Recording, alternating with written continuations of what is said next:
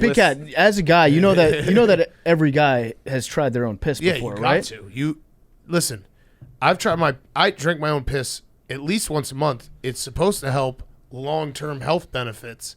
I haven't been sick yet. On today's Pardon My Take, the Final Four is set, and we have Uconn head coach Dan Hurley on the pod. Great interview. He's the absolute best.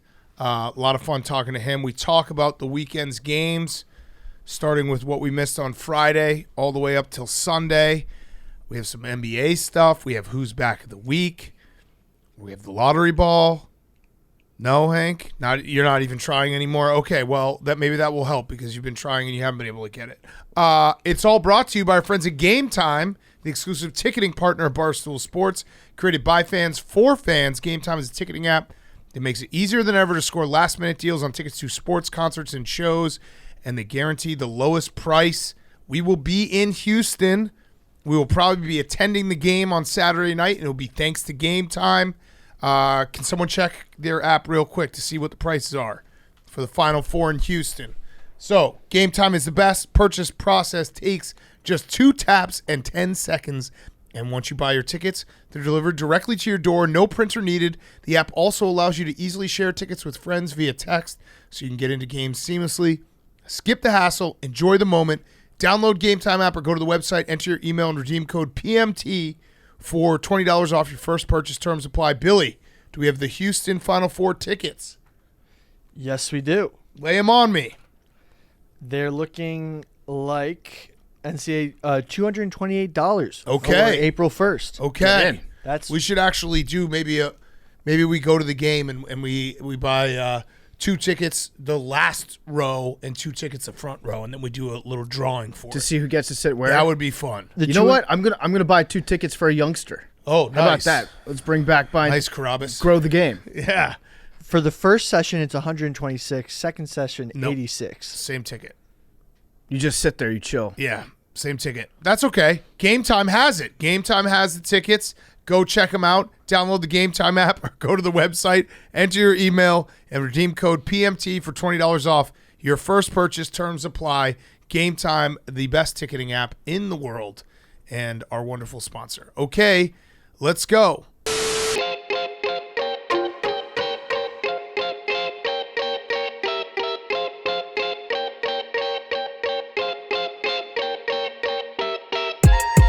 Welcome to Pardon My Take. Today is Monday, March 27th, and we have a Final Four, just as everyone expected.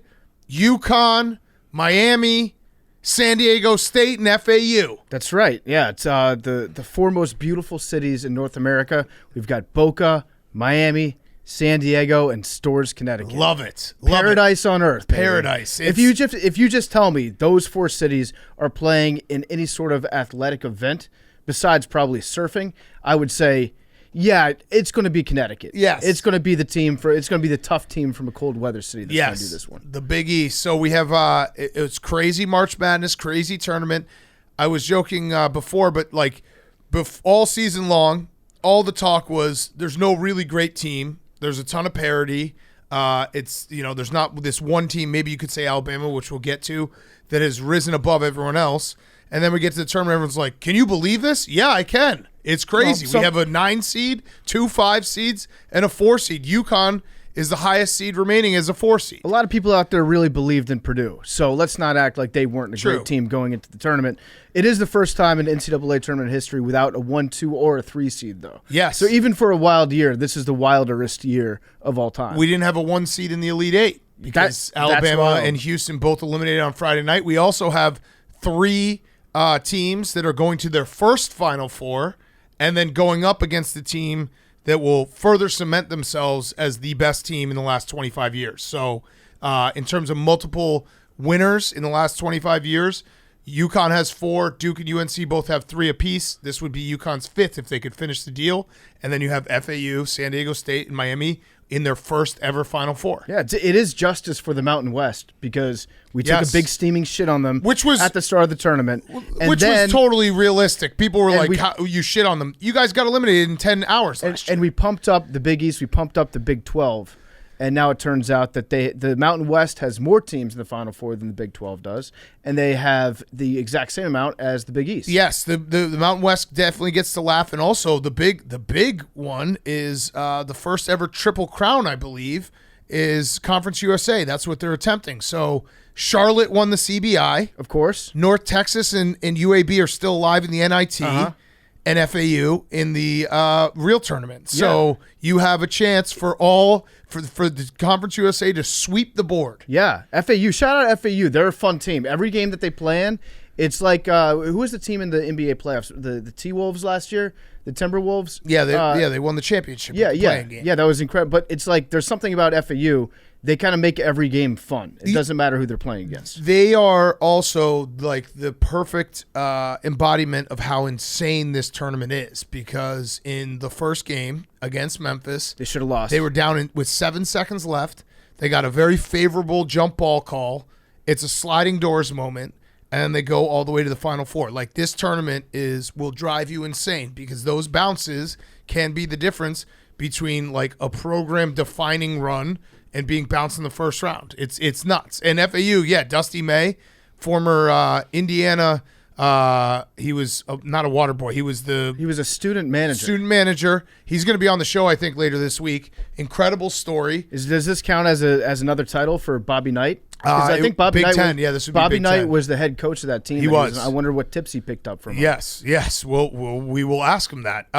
So let's talk about the games, because we should start on Friday with Houston, the team that a lot of people thought had the best chance, being eliminated by Miami, got absolutely like trucked by them. I felt like that was one of those games where we were watching it and we're like, oh, maybe Houston will pull what they did against Auburn and just suffocate them in the second half. Never happened.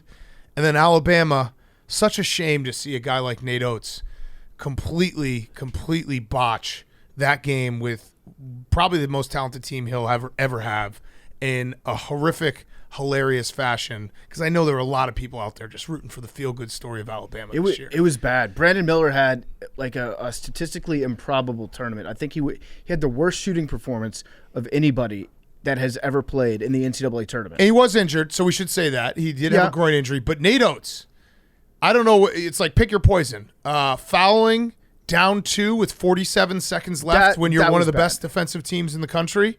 That was bad. Or how about when San Diego State went on a 12-0 run, refusing to call a timeout?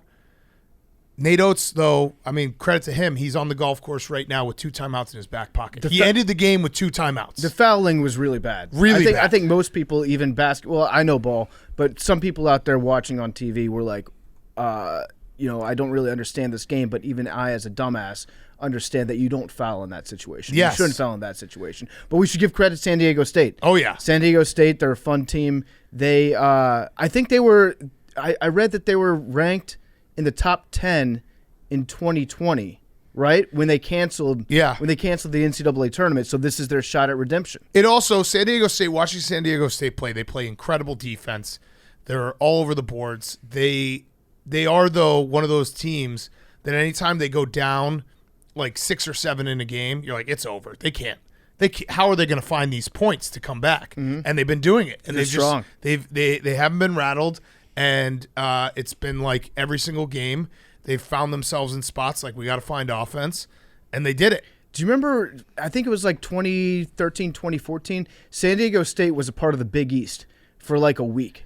They were going to be during realignment. Yeah. During football, I think. Realignment just makes everybody forget everything they know about geography. San Diego State was going to be part of the Big East. Yeah, I don't think it ever was official, but it was like one of those, this is the proposed. Yeah. Yeah, and it made no sense. No geographical It would be like sense. putting UCLA and USC in the Big Ten. That'd be dumb. Really dumb. Stupid as shit. Very, very dumb. But yeah, San Diego State, incredible on Friday night against Alabama.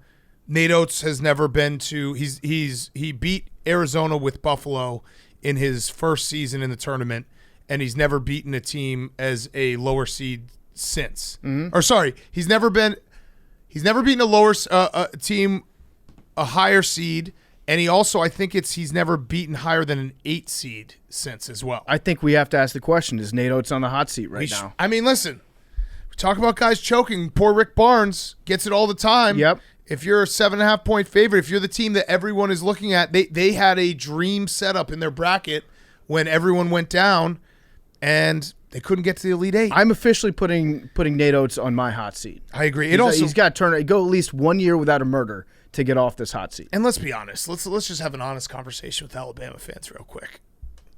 It's still football. You still have football. Like, who cares? Yeah. You still dominate football. Your football team will always be great. Nick Saban's the greatest coach. Like, I don't really like when football programs that are that elite are like, hey, let's give it a try being awesome at basketball, too. You can't do that. Same thing with Texas, except without all the recent success in football. Right. But you're still a football school. Right, exactly. Because I do think that Sark would have been secretly mad if the basketball program had won an NCAA championship. Yeah. Before he got to do anything big in football. But that's the thing, is like if you're an Alabama fan, that game sucked. Nate Oats did a terrible job coaching down the stretch. But you have Nick Saban. Yeah, you don't want to – listen, this is time for Alabama fans to be scouring the message boards, doing the flight trackers, figuring out who you're recruiting.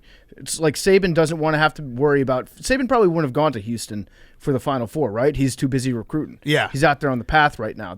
Or maybe he would have. Maybe that's your silver lining. If you're a Bama fan, this gives Nick Saban more time, 3 more days to recruit. Yes. Good for you. You'll take that. Yes. But, yeah, so Friday night was the stunning no 1 seeds in the Elite Eight. We found that out Friday night. We go to Saturday, FAU versus Kansas State at the Garden. Marquise Noel, the story of the tournament. I thought they were going to you know what? When he passed up the 3 with like 8 seconds left and made a perfect pass, Yep. I was like, that was it. That was it. And credit to Dusty May and FAU, because I think every single game they've been down like late in the fourth, and they finished games so strong, and that's what they did on Saturday. But they basically watched the Michigan State game, and they're like, hey, why don't we let him shoot a little bit more than let him pass and just get easy layups all over the court? And he still had an incredible game, but it was clear that they're like, we'll let you shoot more often than not and not let you just throw dimes everywhere. And he didn't take that bargain on the very last play of the game. I know. I wish he had taken that last shot. That was his moment. That was his moment to become a god. He's already a legend. He would have been a god. I still would officially like to offer Marquise Noel a position on the New Zealand Breakers. Yes. As owners of the team. Let's give him a shot, though. We'll give you a shot, but just so you know, Marquise, New Zealand's a beautiful country. We'll take you if you don't get an offer in the NBA. Yeah. And he's going to have a great career no matter what ends up happening. I would actually say that a lot of players that end up doing the thing where they go to Europe and they play for 12, 15 years and they bounce around Europe all the time, they might have a better life than a guy that makes it to the NBA, gets paid a shitload of money, and maybe doesn't sniff a championship. Maybe you're coming off the bench, you don't do so well in the NBA. You still have like that microscope under you all the time. It's probably grueling with the travel schedule and all that shit. Going over and playing overseas in Europe or in New Zealand or Australia, that's probably a pretty good life. Yes. So he's probably going to be okay. But I really wanted him to take that last shot. I did too. Big Cat and I, this is a classic moment. Part of my take, we have this a lot where our brains sync up on cycles, like we're sorority sisters getting on the same period. When Marquise Noel threw that bounce pass between his legs. It was too good. It was too good of a pass. And he had another pass that happened maybe like 30, 45 seconds before that where he hit a dude absolute dime. Yeah. And his teammate wasn't ready for it because they're like, there's no chance that he's going to be able to hit me with a pass from right here. He's too good at passing. Get him to the next level with better players, and then all of a sudden they'll be able to step. Their game will correspond to how fucking good Marquise Noel is at passing the ball. And I had when we both had that thought, and I treated it, I had a mini win moment where someone was like, you mean the pass that he threw it to the guy who wasn't ready for it? And I went to reply to him being like, hey, if you're playing with Marquise Noel, you have to always be ready for a pass. That's how good of a point guard he is. And the guy had deleted his tweet before I could reply, and I was like, yes, he knew. We go. You don't know ball. I was going to just dunk on you. Preemptively knew that he was wrong. But it was clear, like, Dusty May, I know that he went 7 for 18 against Michigan State, so he had 20 points, 19 assists. He went 8 for 21 against FAU. He had 30 points, 12 assists. So it was like, hey, we're going to let you shoot. We're going to give you a little room to shoot so that you don't just get all these insane passes on us. Yeah, it was a great game plan. Again, Marquise Noel was phenomenal, but it was unfortunate. And we also ran into the college, which happened on Saturday night as well. The 5 fouls just suck in March Madness because Keontae Johnson had his 4th foul so early, and it was like, we want to see these guys play. Yeah, that was tough. He wanted to stay in the game, and when he was playing defense, I've never seen a guy do this. Just put both hands behind his back Yeah. and just move around. He's like, I'm not going to get called for a reach in. I'm not going to get called for hitting somebody on the arm. I'm going to put literally both hands behind my back. He looked like a blocker in like co-ed flag football. Yeah, or like one of those tackling dummies. Yeah. That's the robot that just moves around. No arms whatsoever. Drew Timme did that to start the game on Saturday night because he was like, foul trouble's the only thing that could be really problem for us, even though it ended up everything was a problem for them. But he was basically playing with 4 fouls right from the whistle. The other part of this game, and FAU is a really, really good team. I think it's weird because they won their we've talked about this. They were a 9 seed. They won their conference tournament. So everyone was like, oh, it's just one of those other, non-power conferences. They won their tournament. They're in here. They would have made it as an at-large team. They're a really good team, and they've been playing really good ball. But Jerome Tang stole my heart going into the FAU locker room after the game and coaching him up and telling him how proud of him that he was. I just think that's the classiest move a coach could ever make. I thought it was really nice because sometimes after a game, a coach like that will stew in their own locker room. Yeah. And to see a coach do that where he didn't even know the cameras were around. Right. When he went in there. He didn't see the camera following him. He did it for the kids. He went in there because he's like, hey, I want to congratulate these guys. It's about them. It's not about me. Right. Let's talk to these kids and make sure that we can give them a boost going forward. I hope you guys win it all. That's so classy. What a great thing of him to say. So Coach T, great job. Hey, listen, all-time great. I'll say it right now. If my kids are ever good enough to play Division I basketball, they're not going to be. I would say I want them to play for a guy like Jerome Tang. That's a guy. Well, not just as player development, but to mold your son into a young man. Or actually, let me say this. I just want them to have a chance to play against Jerome Tang at some point because you know that Coach Jay will someday come in and coach the other locker. Mm-hmm. And it's just – that's what March is. Those type of moments where you see a coach being like, you know what, it's bigger than sports. I'm going to go in. I'm going to talk to the opposition, congratulate them. Not make it about me, make it about them. Mm-hmm. And I loved that moment. It's for the kids. Hank, did you see that? Yeah, I thought it was a little self-centered. That's weird. Just really selfish. Why? He was congratulating them on winning. He literally was being like, great job, guys. I'm so proud of what you did. I just think he was making a lot of moves, trying to make it all about himself. I wish more bringing in random people to pump the team You're up. so cynical, Hank. This is why you don't know ball because Yeah. it's different at the college level where you're trying to. These are amateurs. You're helping young men. Yeah. Okay. It should be about the other team, not about you. No, well, what he did make it about the other team. He said, "I want to go congratulate." By him walking into that locker room, he put the spotlight because he knew that people are going to talk about whatever Coach Jay, whatever Coach Jay does at the time. He knew that the spotlight was going to go off him and onto the kids that deserve it. We should have more coaches like this.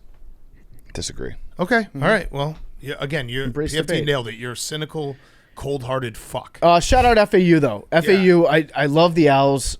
They're fun to watch. It's also fun to be able to love their big man. Tweet the Lane Kiffin picture. Oh, I was going to say. I'm excited. They're doing it for Uncle Junior. Yeah. He doesn't go down there enough. Yes, down true. to Boca. That's a fact. But, they're a fun team to watch. I think they're doing it for Flacco, the Central Park Owl. I think that maybe there was some owl magic going on there. I'll give Flacco a pizza party of dead rats. Yes, I'll do pizza rat. It'll be pizza rat for Flacco, the Central Park Owl, if they win the Natty. No, they're fun to watch because they all can shoot, and this is not a fluke. I know that we want to do the Cinderella thing. I don't feel the same way about FAU as I did maybe a George Mason, who Jim Larinaga, I think it was 17 years to the day. Going back up against UConn. Yeah, that he took George Mason to the Final Four. He got Miami to the Final Four. Yeah, they're the George Mason center. I always forget his name. He had the biggest ass in America. Yeah. And it was at the height of the Antonio Gates freak out of, wow, I can't believe this basketball player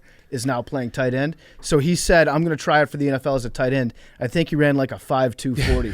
All right. Well, yeah, maybe not this guy. That also, big ass though. That game, the George Mason UConn game, and we can say this now because UConn's back in the Final Four. That was the epitome of you can tell the inner competitor of guys because Rudy Gay was like he was built in a basketball factory of like this is what you want in a college basketball player, and that team had no soul. They had no soul, and George Mason beating them was a very fun upset. But UConn absolutely whomped Gonzaga on Saturday night, an ass kicking. Drew Timme still has a year of eligibility. We should at least say that. He said that he wasn't going to come back. He said that to Gonzaga. Yeah, no, he said that he's done everything he needs to accomplish. He was there for 4 years, so he's out after the season, but he did not close the door on transferring. Yeah, and it also was such a crazy game because a buddy of mine texted me during the game. He was like, if you had told me like 10 years ago Gonzaga would be playing UConn, and I would be rooting for UConn as like the team that hasn't been there in a while and being sick of Gonzaga's shit, it is crazy because Gonzaga was the team that was in it every single year. UConn's been down for a while, and now they're back up there. And Danny Hurley's got the boys. We're going to talk to him in a minute. That team just fires on all cylinders. Like they just, when they get it going, when they get in transition, Sunogo, or as Charles Barkley was calling him, Sunoco, big man hitting threes. They do everything. They beat you every single way. He said after the game he calls him the gas station because he can fill it up. Yeah. Which is a great spin zone. Yeah, it was a great Charles spin Barkley zone. just literally did not know that his name was Sunogo. I don't think people complain about Charles Barkley during March Madness, but if they do, I want you to go get hit by a bus because I want one guy who's sitting on the panel who not only hasn't watched college basketball, but also doesn't really care to like educate himself, just firing off takes. It's fun. Yeah. You have Jay right there to tell you about the game and and teach you what's going on.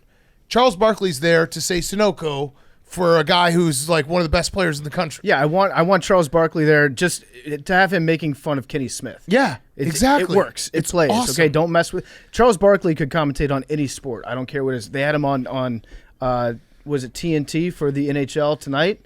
He was awesome on that. Yeah. Just get him and Biz together, mixing it up, talk about their buttholes. Yeah. And his suit is ridiculous. His suit is, there was a side angle picture of his suit like fully flapped out. He's just wearing a parachute. Yeah. It's got so much fabric. I think all the kids out there need to go home and they need to watch old YouTube footage of Charles Barkley playing in the NBA and just be shocked at how athletic he was. Yeah, just look at him. Right now he looks like a bowl of melted oatmeal. Yeah. But dude was dunking on people. He was getting rebounds over everybody. Yeah. He was an awesome player to watch, breaking backboards and shit. The short shorts at Auburn. Him and Thunder Dan Marley together. Yeah. Yeah. They were, I don't think we talk about Kevin Johnson anymore. No.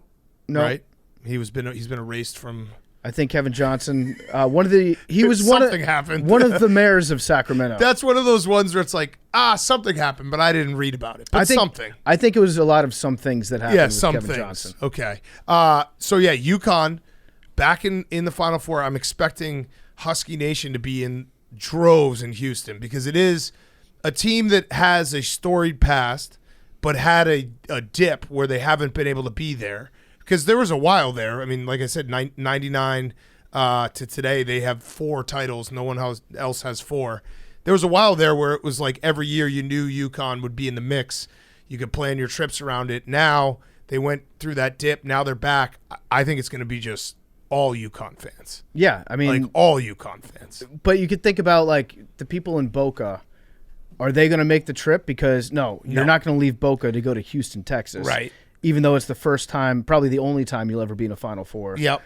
Miami, nope. Probably going to stay in Miami. Nope. San Diego, why would you ever leave San Diego to do anything? Miami fans are probably going to stay there and just get angry about Mario Cristobal and whatever they think he's done wrong. Yeah. In the offseason. Yeah, in San Diego. It's all UConn. There are a lot of teams where they plan these trips just to get out of their small college town. Right. And to be able to go somewhere where you don't have to put on a big, like the puffer jacket to go visit. So yeah, it'll be all UConn fans down there. Yes. If you see somebody that's wearing a San Diego State, any sort of shirt, jacket, any paraphernalia, chances are about 99% they're related to somebody involved with the program. Yes.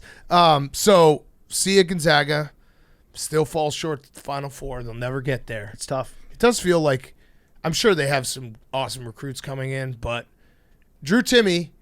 I wasn't a personal fan, but you can't knock the guy for being an all-time college basketball player. Like, I think he went to the Sweet 16 every single year, at least, and he was just always there. Yeah, he was just doing awesome moves in the post, and he even had one last moment where they were down 10, and he dunked, and he stared down the fans and did a little flex. It's like, dude, you're down 10. But I kind of like that because he didn't change to his dying breath as a college basketball player. He didn't change who he was. Yeah, it goes back to the game against Baylor where he did the mustache celebration. Yeah, how many 15. Were they down? Down 15? Yeah, it was something bad. That was bad. The crying sorority girl dancing. And yeah, he's a great college basketball player. I don't know where he'll probably play overseas somewhere.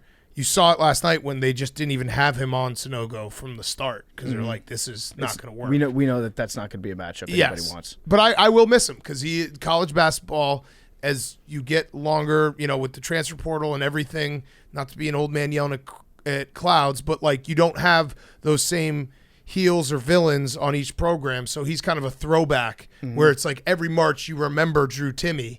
And it's fun to have those guys around. Oh, speaking of players that your dads will love, not just Drew Timme, but Golden on FAU. Oh, yeah. His all-time dad love. Vladislav Golden. He's the big fundamental. When he catches the ball in the paint, he keeps it high. Yeah. Every single time. You can't steal the ball if it's up high against a big man. A lot of big men bring it down. Texted my dad. I was like, you see how he keeps that ball high? Yeah. Best in the country at keeping it high. He also is a great big man because there'll be like 1 or 2 times a game where he'll get caught in a pick and roll. And his feet just won't work, but he's still like he's not. He's athletic. Yeah, he's athletic, but you still need to have that happen every now and then. Just be like, okay, he can't just totally dominate every single part. of his game. It's shocking watching Golden play, comparing him to Zach Edey. Obviously, Zach Edey is like a much bigger human being, but watching them run they couldn't be more dissimilar as athletes. It's those extra 4 inches, dude. Golden, when he runs, he looks like an athlete running. When Zach Edey runs, it looks like his feet weigh 70 pounds apiece. It's the extra 4 inches. Yeah. 7 feet to 7'4" is significant. I've always been of the mindset that tall players are actually at a disadvantage against a normal-sized player like myself because it does take longer for their brain signal to go from their brain to their extremities than it would for me, and my body's just built way more efficiently. I just also assume any super tall NBA player just hates playing basketball. Yeah. Because they're like, you play basketball, you're 7 feet, and everything has to, like, running, practicing, living, being alive, it all has to kind of suck. I think most players over 7 feet play basketball because the alternative is you walk around and everybody that you talk to asks you, do you play basketball? Where'd you play ball? Yeah, there was an article, I think, in the New York Times last week that was saying, stop asking tall people if they play basketball. I just want to say, I will never stop asking tall people if they play basketball. It's an excellent icebreaker. Yeah, if you're over 7 feet and you're also very athletic looking, it's not did you play basketball, it's where'd you play ball. Yeah. And that's even worse. Because it's the assumption that you played somewhere. I would have a business card if I was 7 feet tall that just said I didn't play basketball and just handed it to people. Stop asking me. Yeah. I was actually really sick at soccer when I was 12. Hakeem Olajuwon, he was a goalie. Yes. And Sanogo, we talked to Danny Hurley about this as well, doing all this while fasting all day. So he's been incredible. Max, real quick, you hate UConn. I have a future on UConn. It's the only one I have left. I don't want you to ruin this, so I'm asking you nicely, stay the fuck away. No, I just love the Big East. Okay. This is a Final Four. Problem. Now I understand why you hate this guy, Hank. No, UConn is taking it for the Big East and Max, the conference as a whole. You're them. such a bad actor, Max. Yeah, you hate them. What do you mean? Well, I love the Big East. That's why people love Max, is because when you see his freakouts, they're 1,000,000% genuine. Yes. Max just lives in that rage, so people can smell you being a phony a mile away. No, this is. I'm just wearing this on my sleeve. I'm really hoping for good things for the Big East. Okay. Go Huskies. Okay. All right, and then Sunday we had San Diego State Creighton, the game with a foul with a second left that everyone got very upset about, and I understand why they're upset because that's what sports are. The one thing, it did suck because you want to see a game like that go to overtime. It was funny, and I even said this, like, shitty ending. It wasn't a great game before that. It was kind of a shitty ending for, like, it was a defensive battle, not a lot of shot making. We've seen some great games this last weekend. That wasn't up there. But yeah, Creighton fans, you have every right to be upset. Like, I think that was I think that was a foul. You can make the argument that refs shouldn't call it at the end of the game, but that's kind of hard to do. I think it's a foul, but it's a foul that happens all the time and it's not called. So regardless of when it happens in a game, I'd say that that foul's probably not called 50% of the time. Yeah, it's like give or take, and then at the end, since it's just like a small push on the hip, I would be pissed off if I was Creighton. But on the other hand, you just have to kind of live with the fact that it's not like he didn't touch him. Yeah. Even Creighton fans will admit, he touched him, and on a floater like that in the lane, it definitely affects your release and it affects your shot. It was a bad shot. Yeah. The guy should have put forth a better shot, but it was definitely a foul. It's just not usually called. Yeah, and that was my take right away. It was just like shitty ending, but it was a foul. And I felt like, you ever seen that meme where someone's like, I love waffles, and then the first reply is like, why would you shit on pancakes like this? Yeah. That's what I felt like people being like, how could you ever say that like they should never have called that? You're lying right now. It's like I admitted it was. I do not want to see a game ended on the free throw line. That sucks. I did see, though, one person had a great idea. Mike Greenberg's Dumb Rules. If a foul is called in the last 10 seconds, and it can decide the game on free throw line, you have to make both. Oh yeah, sure. Because just like you have to go make both. If it's a tie game, yeah, you have to go make both to count. Yeah. Otherwise, it doesn't count. I don't hate that. Now that has nothing to do with the fact that he missed the first one and then made the second. Yeah, no, that was that had nothing to do. Nothing to do. They would have said that anyways. Also, even if you brick both of them. Our friend Tom Fernelli said that because there is the argument like, oh, you can't call that there. Which if a foul happens, again, that might not have been called all the time. But if a foul happens and they call it, it's like, well, yeah, that was a foul.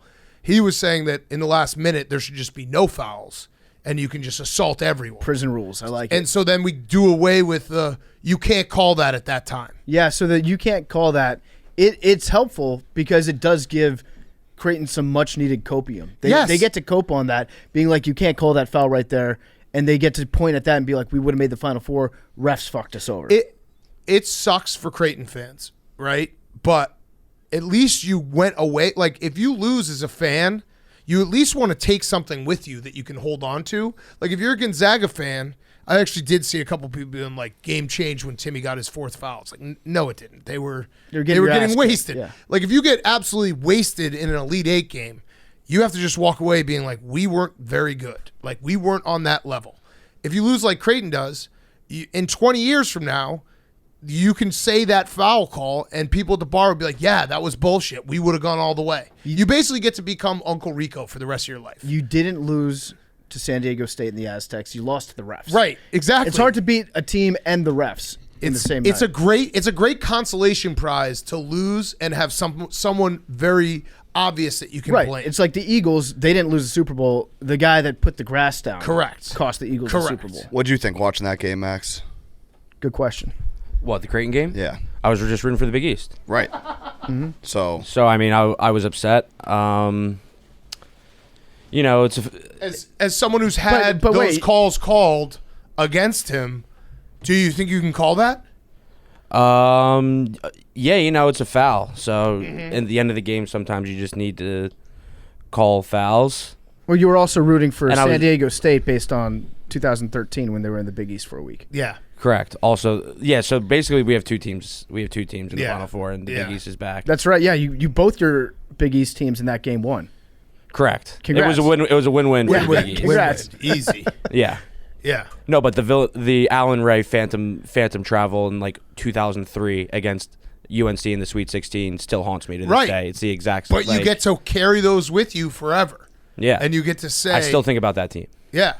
Justice Winslow was out of bounds. Like, you get to do these things forever. Miles Jack wasn't down. Yeah, it really is the nicest consolation prize. It's tragic in the moment, but I think once you get away from it, a couple of weeks away from it, you're like, you know what? This is nice that I have at least one thing to be angry about forever. This is more loser talk from us, but I would absolutely love it if the Commanders lost the Super Bowl based on a completely blown call.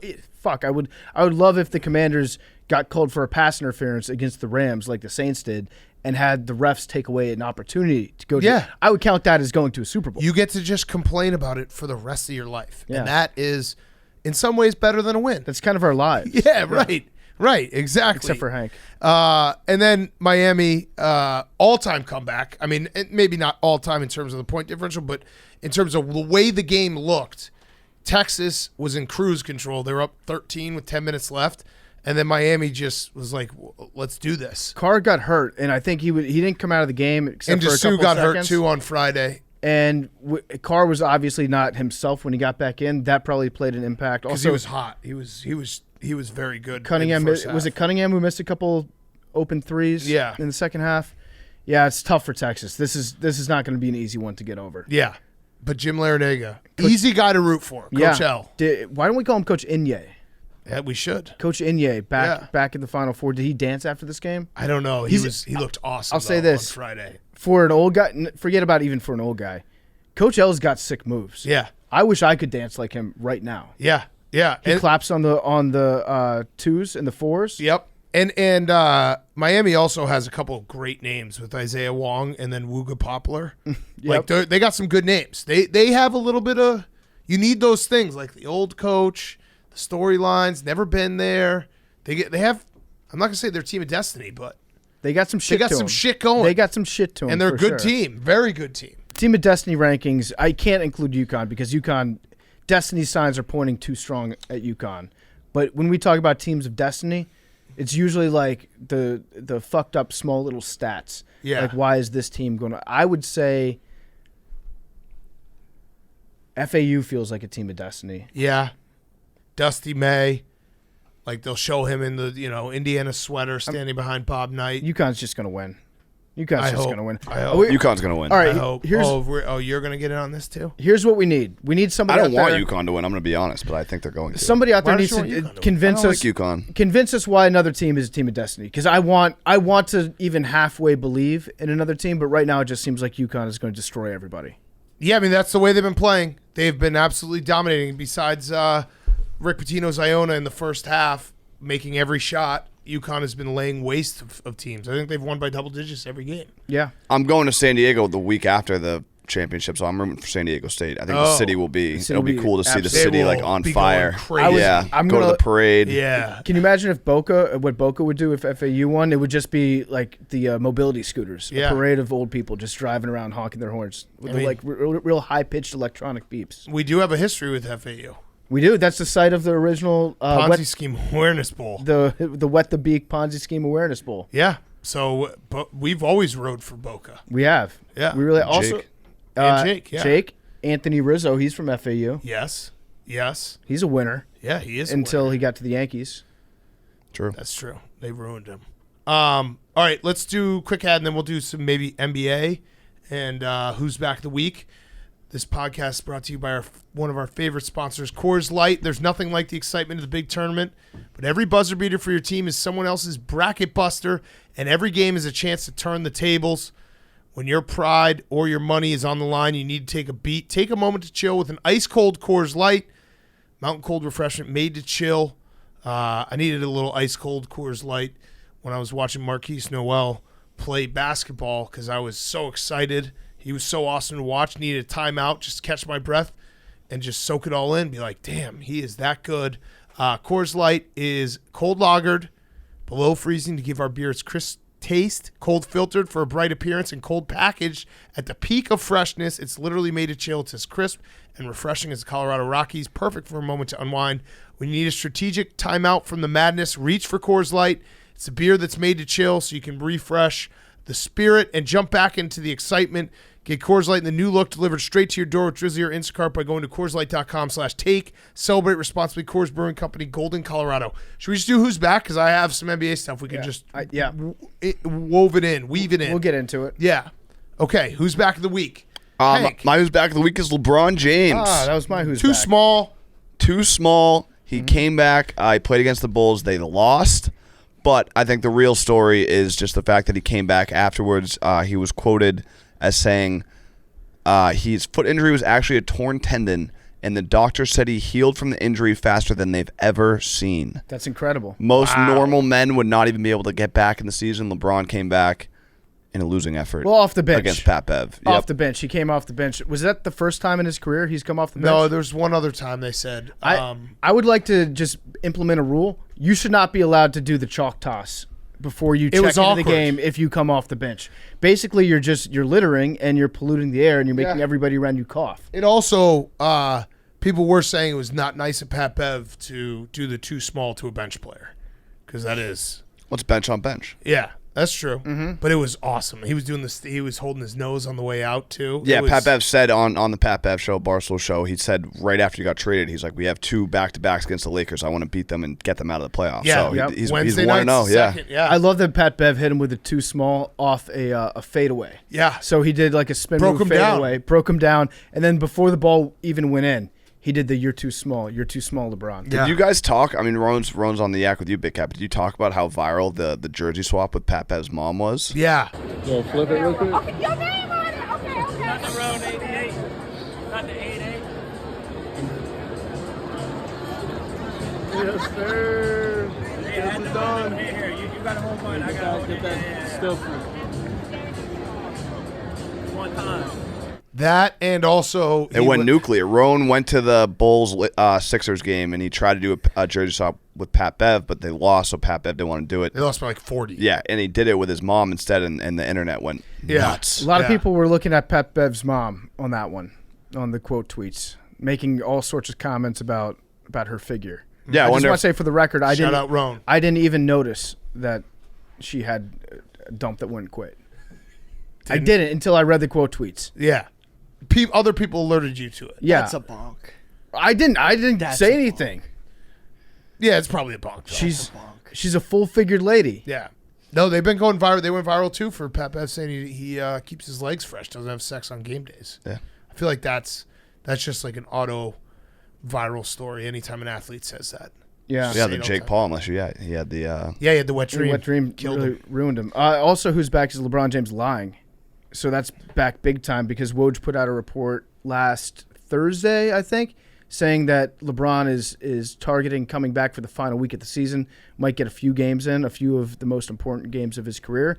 And then LeBron replied to it and said, there wasn't an evaluation today. There hasn't been any target date for my return. I'm just working around the clock every day, parentheses, 3 times a day. So embrace debate. Is 3 times a day around the clock or is it 3 times a day?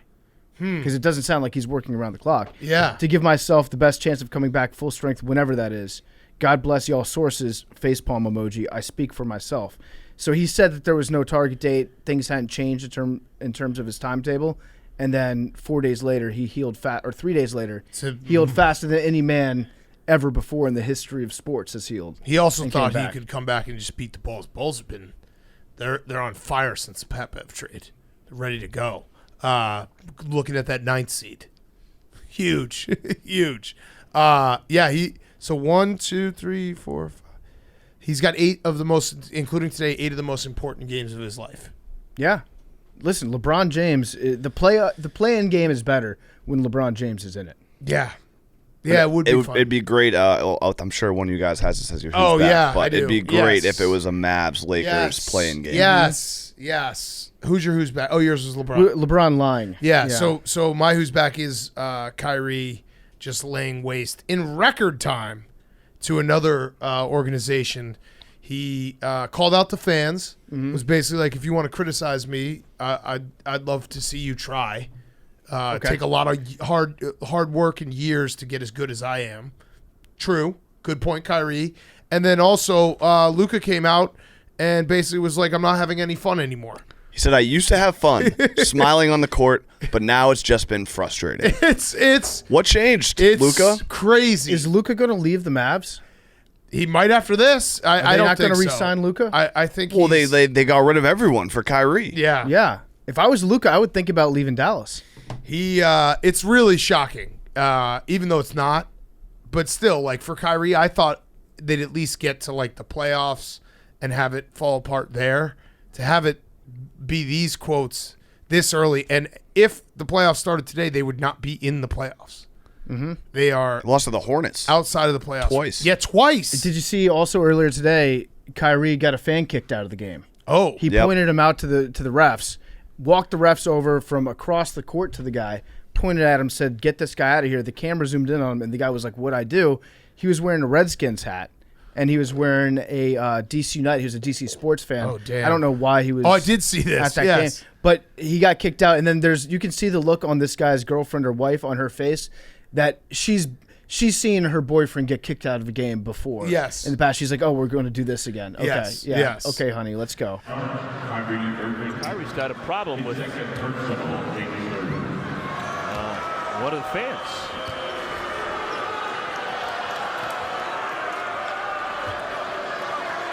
Yeah, it's Kyrie. He does a great job of just making everyone hate him. It would be funny if Kyrie kicked him out of the game because he was wearing a Redskins hat. And that was offensive to Kyrie. Yeah.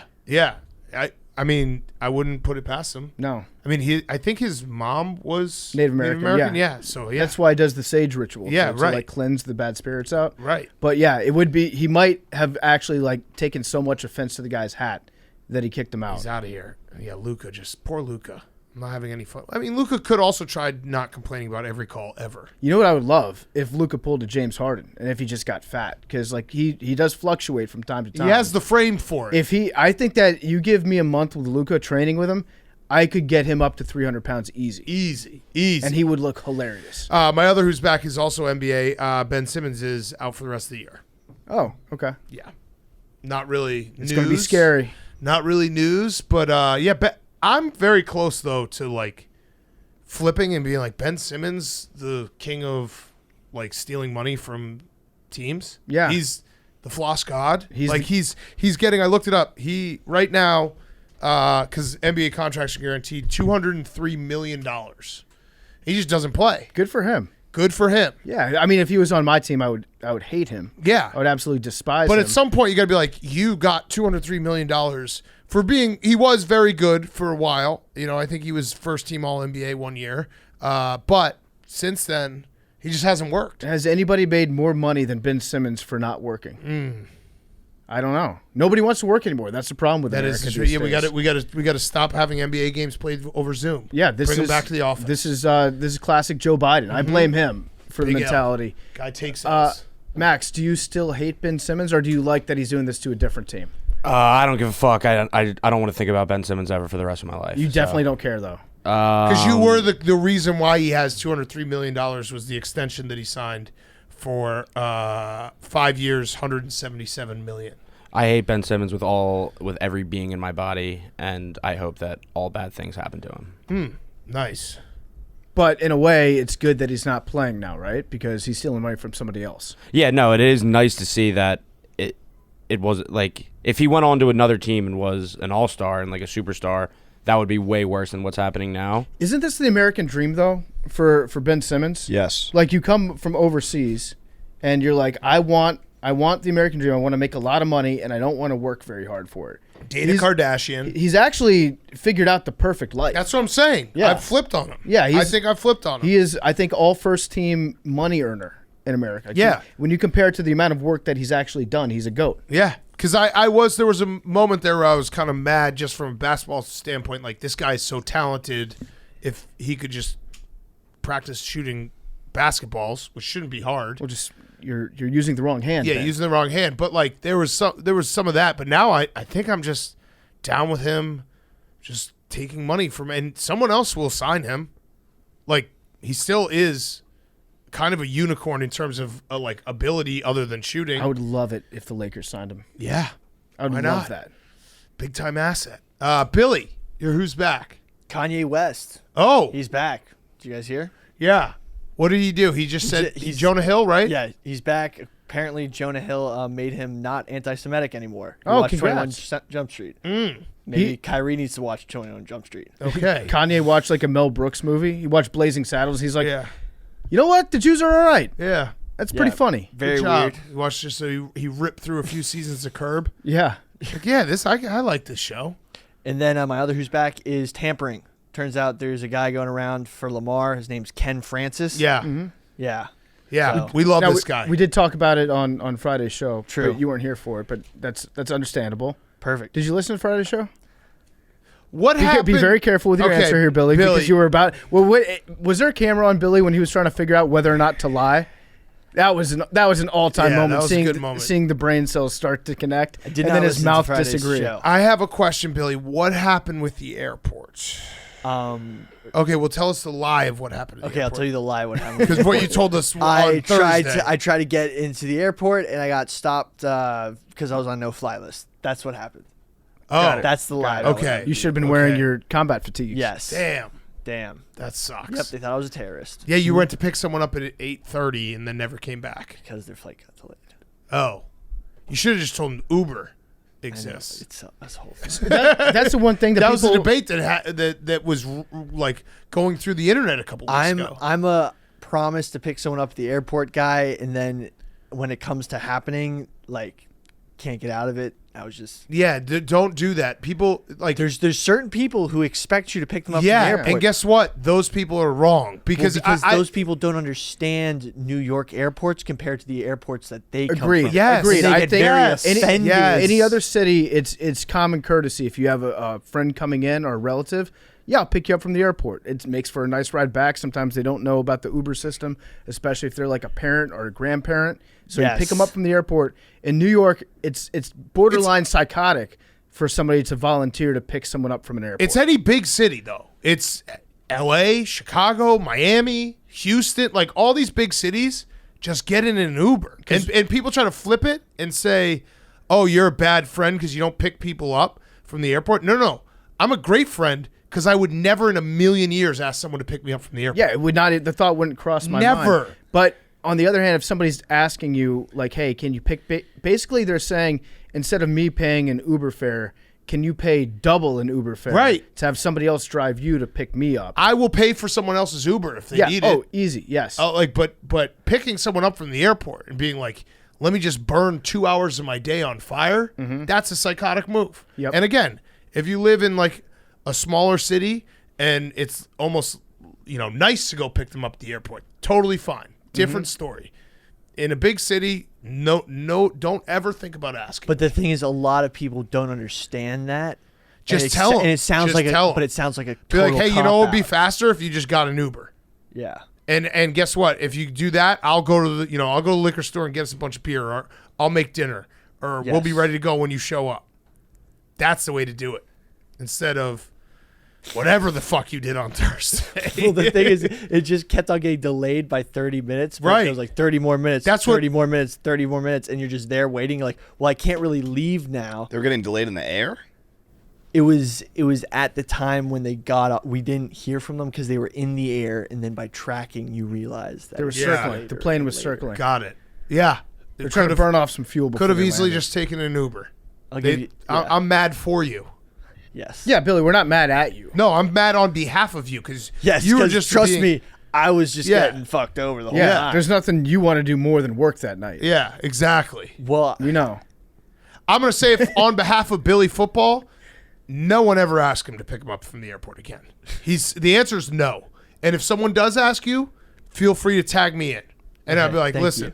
on behalf of Billy, no, get a fucking Uber. But yeah, Lamar he's got a fake agent that's Yeah. reaching out, Yeah. contacting people. My question is Lamar Jackson a certified agent with the NFLPA for himself?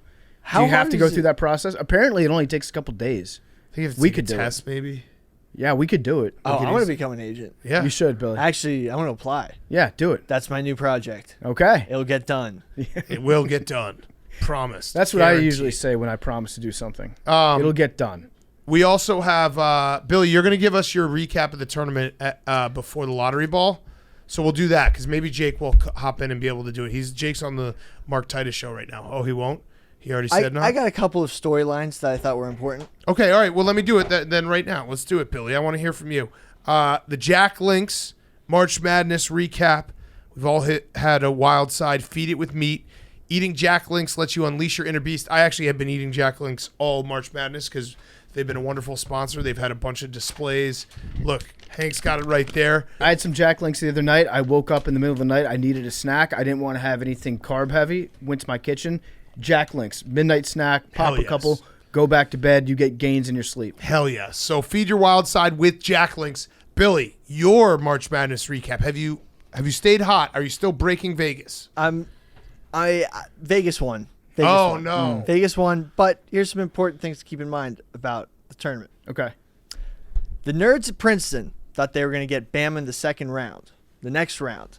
So for the first of many times in their finance bro careers, avoided the SEC by all costs. That's good, Billy. I like it. Good Beautiful. job. Beautiful. There's Sorry. a couple more. Oh, okay. No, sorry. I didn't want. I wanted to applaud if that was the end, but it's not the end. Musk kept his shirt on because no one cares about your physique if the guy that beats you is husky. Oh, that's good. Okay. Also, Charles Barkley is going to have a whole lot more husky women to be upset with at the Final Four in Texas.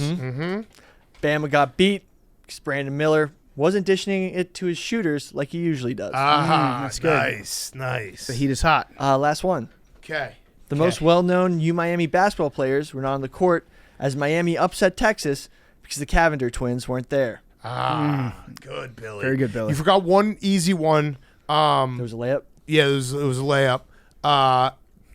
Reports out of Tuscaloosa, Nate Oats has suspended Brandon Miller for the rest of the year. That was used a lot on Twitter on Friday night. Being like they finally come down with a suspension. He's out for the rest of the year. Billy, who are the Cavender twins?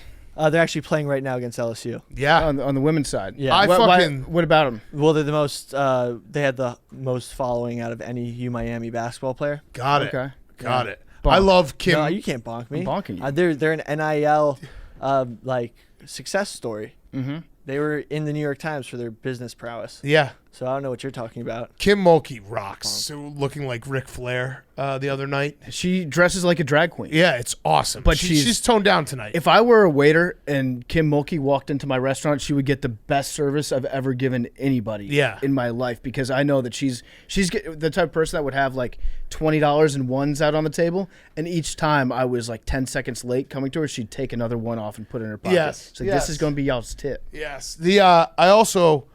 I think Brian Kelly is officially no longer like a Northerner Notre Dame guy, because he was at the game Sweet 16 and he was wearing just an LSU pullover with cut short sleeves, which was just a terrible look. But I was just thinking about it. If it was Notre Dame in the Sweet 16, women's Sweet 16, he'd be wearing some type of sweater, cardigan, something nice. Q-zip, yeah. He looked like he had just come from spring camp. Yeah. Also, so I think he's done it. I think he's now a Louisiana boy. Shout out to the Notre Dame athletic director that wrote an article. I think it was in the New York Times last week. Yes. That was basically saying name, image, and likeness is ruining college sports. Kings stay kings. I mean, if you're the Notre Dame athletic director, you're like, I can't stand all the money that's being made in college athletics. It was Jack Swarbrick, yeah. This is ruining the sports and the amateurism that we love. Meanwhile, he's collecting probably $5 million a year, if not more. Yes. It was one of those things too where he wrote it, he got dunked on, and it was unfortunate because there were a couple points that were not terrible. Like he was basically making the point that what does it serve a kid if they're just transferring to a new school every year and they do 5 years at all different schools? Like that kid probably isn't being best served going forward. It's like, yeah, that might be a good point. I still think the kid should be able to transfer. And he also had a point about how the schedules should work better for academics, like not making kids miss a half of a semester because they're on the road, they're traveling all over the place. Like, yeah, that's also a good point, but that's not how the internet works, Jack. No. You wrote an article with the headline, and we dunked on it. Yeah, but he also made a lot of bad points. No, he did, but there was a couple good ones. I looked it up. He makes $3 million a year plus other university compensation. Yeah. So he's the highest paid athletic director in the entire country. He's got a vested interest in making sure that students don't receive any of the financial benefits that the administration receives. No, I listened to him on Dan Wetzel and Pat Forty's podcast, which is a great podcast, but he said something about like Notre Dame staying independent, and he's like, yeah, we're never, like, all we need is money and to be on national television, and guess what, we're going to keep doing that. That's literally his job. he was just flexing on everyone's like, not going to happen. Yeah, and he makes a valid point when he says that a degree from Notre Dame is worth $1 million over the course of that student's entire post-athletic career. Yeah. Once they enter the workforce. Yeah, it's good to have a degree from Notre Dame. Absolutely. But at the same time, it's like, wait, but it's also good for them to make money based off themselves while they're in college. Yes. And just let them do that. Yes. There are going to be some evils where people transfer around, but guess what? Coaches do that shit all the time. Yes. Also, Ross Dellinger's on that podcast. I don't want to forget him. He's been a great addition. Okay. We got sidetracked with a bunch of stuff. Did you bet on this game, by the way, PFT, Miami LSU? I did not. Is it a system play? I did not. This was not a Mr. Women. Mr. Women has been ice cold. Dr. Women is Dr. Women has been reported to the board for numerous allegations of fraudulence. But it's okay. It's all right. It's a long tournament. I'm still up. Dr. Women is up. So just to recap, Billy's system went bankrupt. PFT's women's system went bankrupt, and I was too much of a coward to do the system that I was going to do because I'm a fucking scaredy cat. My system's not bankrupt. See, we're doing well. We're doing well. It's not bankrupt. We just need to reevaluate some things, and so we'll get back in the lab and figure things out. We should talk about fantasy baseball. Oh, yes. So it's baseball season. That's my who's back, actually, is baseball. Yes. Returning on Thursday. The big base is I'm all in. You guys know that. We're a big base podcast. And we're going to be entering a fantasy baseball league. But we want to do it with an AWL that has an extra spot open in their league with their friends. So PFT and I will co-own a team. The Seamhead Express. Yeah, the Seamhead Express. So, yeah, we want it. I haven't played fantasy baseball in a decade plus. Hearing you talk about it, you've incepted me. I want to do it. I'm one of the best fantasy baseball governors in the world if you just take out the postseason. Yeah, so let's do it. So any AWL who has an extra spot in their league that's drafting the next few days, email Jake. Yeah, email Jake. Sure, yeah. What's Jake's email? PMTintern@barstoolsports.com. PMTintern@barstoolsports.com. Tell us what the history of the league, because we don't make a league all of a sudden out of the blue and be like, here, join it. We want the history of the league. Send screenshot over of past years. Yeah. And if you want to do we also would be totally fine if you want to vote one of the current members out and give us that spot. Yeah, definitely. Maybe the guy that lost last year. That would make it really fucked up and awesome for us. And we'll have some sort of prize for the winner. How about that? Yeah. And the guy that won. Or the guy that won. You guys can decide who's out. If someone wants to vote out, I want a league that's been going on for a very long time, has some history, has some friendship. Vote one of your friends out and let us in. Oh, and also the draft has to be when? A time that's convenient for us. It's like Monday between 8 and 9 p.m. Tuesday between, I think Wisconsin plays in the NIT. I could do it. I could double screen it. 8 and 9 p.m. Wednesday between 8 and 9 p.m. Okay. I'm gonna get Corky to help us out with this draft too. It's pretty tight windows, but I'm sure someone can get it done. All right, let's get to our interview with Dan Hurley. It's brought to you by our friends at Just for Men. 1 Day Beard and Brow Color is the first temporary brush-in, wash-out color from Just for Men. The beard color experts. It's a breakthrough dye-free formula, easily and instantly eliminates grays with natural-looking temporary color, fills in thin, patchy areas, and defines your beard for a thicker, fuller look. Now, any guy can easily transform their look anytime you want your beard to look its best for interviews, dates, going out to bars, meetings, parties, weddings, events, podium moments, profile photos, or your big podcast isn't just for ears anymore. Check us out on YouTube. Just brush in lightly, let set, and you're good to go. Try new 1 Day Beard and Brow today. 1 Day Beard and Brow color from Just for Men. It is super easy to use. I've been using it all tournament. Gets those grays away. Get home at night, wash your face, ready to go. It is awesome product that they have just unveiled. So if you have a patchy beard or you have gray hairs coming in, 1 Day Beard and Brow is the place to turn. Thank you to Just for Men. We're also brought to you by our friends at Pepperoni. Pepperoni treats have the taste and aroma that dogs find irresistible. My number one pick for a dog breed would be a mutt, a good old-fashioned mutt. Celebrate your favorite sports team with your BFF, your pup. Pepperoni Treats has the ultimate treats for your MVP, most valuable pup. Treat your BFF to the ultimate meaty indulgence. Pepperoni Treats.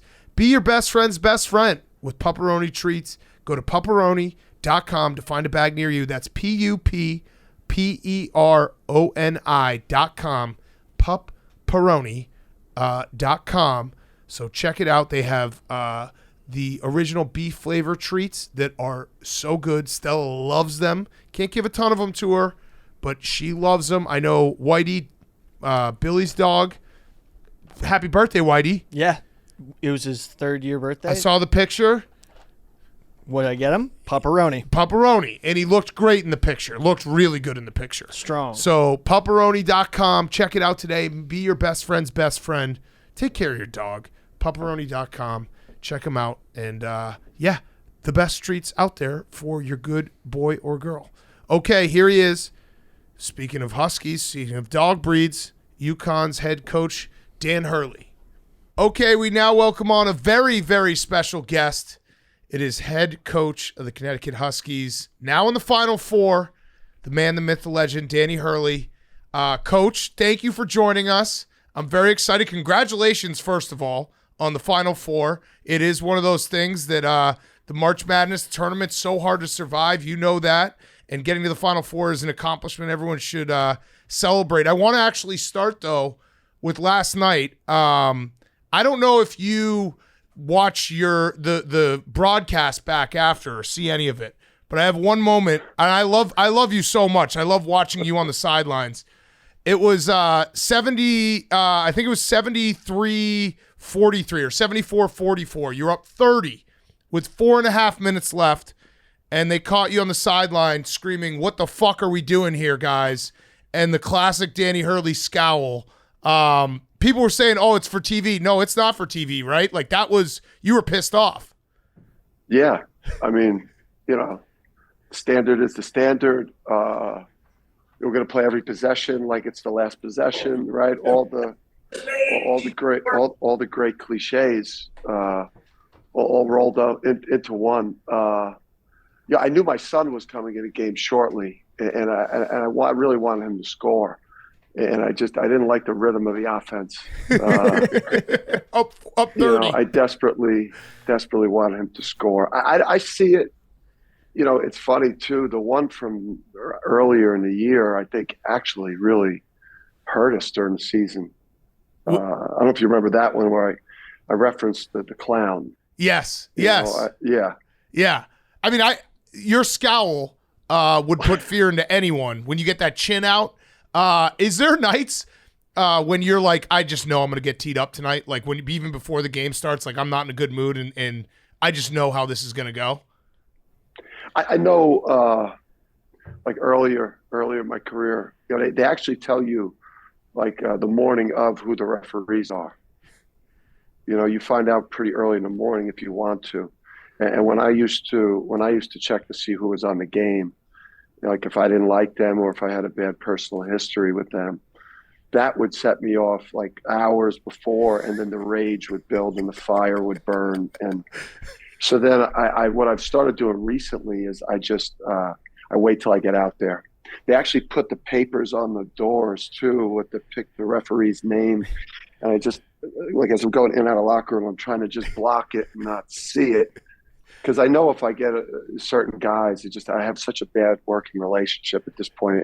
It's going to be hard to fix it in an intense 2 hours. That's hilarious. I read that you do aromatherapy, and you're a very chill, like almost zen guy when you get into the office. Do you think maybe you're too zen, so you're bottling everything up, and that way you step onto the court and it just explodes? Yeah, volcanic. Yeah, that's true. I mean, yeah, we only have a certain amount of willpower, right? And you got a great point, man. It's like, I think by the time it gets to like 7 o'clock or 8 o'clock at night, I guess just a lot of that shit, it just wears off. The mindfulness, the zen, when you smell the popcorn and you get to that fight or flight, I think I'm always going to choose fight. Yeah. I also read that you're a cold shower guy. Is that true? Yeah, I like to go, I like to go cold. I like to go hot, cold, hot, and then maybe even go back cold again. So I'll go sauna, 20 minutes, a 10-minute ice cold shower, and then maybe if I still feel like I need I'll maybe even go back in and repeat. Because I think it's critical that I'm at my best. Yeah, right? I'm at my best for the squad, and there's a lot of science behind that, actually. I like it. I like it. Yeah. So big picture. I mean, obviously everyone knows your dad, knows your brother. You have risen up through the ranks the hard way. High school, Wagner, URI to Connecticut. And I read a story last night that, you guys were taking pictures on the court and eventually you were just like, we got to get out of here. Like, there's too many pictures. Are you allowing yourself a moment to be like, this is pretty cool, my career and getting to this point, obviously unfinished business, but it's a hell of an accomplishment. And it's kind of like you guys as a family have cemented yourself as basketball royalty. I think that's hard, man, to be honest with you. It's hard I think it's hard, for me and my brother in particular, but just even in our family, my dad, the patriarch of this basketball thing, he was never satisfied. He was never really happy with, how we were playing or how we were doing at school or what we were doing, on the street or just how we were carrying ourselves. So like, just always had this voice in our heads that, like that there's more to achieve. Obviously, like the goalposts are always moving for most people that strive for success. But I just think in our house, man, it was just so competitive from when we were little kids. We've been around basketball, we've been around competition, and we've been around like striving since we were babies. And, even today, I think it wore off for me. And I'm just really starting to just get my mind wrapped around like, the Saturday game and the national championship. Yeah. A few weeks ago, or maybe it was a month, when you guys played Villanova and you gave the famous press conference afterwards, get your wins in against us now. You better beat us now because we're coming. What did you see in this team? How did you know? Because I feel like that's not a speech that you would give. That's not a retort that you would give unless you were very confident that something was about to change with this team and you guys were going to get hot. Yeah, it was. It was the beginning of year two. We had gotten our ass kicked by Villanova at the Garden right before Christmas in year one. And year one started off pretty good. We beat Syracuse at the Garden. I had the chest bump thing with my player. I went viral on that. Felt like it was going to be a little bit of a magical joyride. And then Villanova, they beat the hell out of us right before Christmas at the Garden, and it really ruined the holiday, man. And then we played them the next year at in Philly on the road, and it was like a tie game with 2 or 3 minutes to go. And our talent level was still nowhere near the place that you needed to be in a place like UConn. I mean, you need NBA players running around on the court if you're going to do the things that Coach Calhoun did. So I knew we had the talent coming into the program. I knew that we had lost like that losing attitude and guys were learning how to work hard. I just felt like we, and then I believe in myself. I believe in, I believe in what my dad taught me in terms of how to be a successful coach. Yeah, and speaking of that, like your season has been interesting because you guys were red hot to start. You kind of peaked a little bit early January, hit a little bit of a bump, and then obviously the March is when you want to be hot again. How did you do that? What was the message to get? Because a lot of teams will fall off and the doubt creeps in and it starts to spiral. You guys have been able to find that second peak that everyone kind of is after in the coaching world. Yeah, I mean, listen, any coach that tells you, I know how to get my team peaking at the absolute right time, I think they're lying. I think for me it was more about the Big East is a brutal league. When the schedule sets up and you end up like at Xavier, at Providence, Creighton at home, at Marquette, you could find yourself in a death spiral, and then now you end up with St. John's at home, and you're not in a good way, and then you throw in a clunker, and now the sky is falling. So I think the league is like a cage match every single night. But we built this team, I think, for tournament play, with an eye on being able to be successful against non-conference opponents, where there's a little bit more freedom of movement. The games are a little bit less physical, and there's more of a premium on having like 3-point shooting.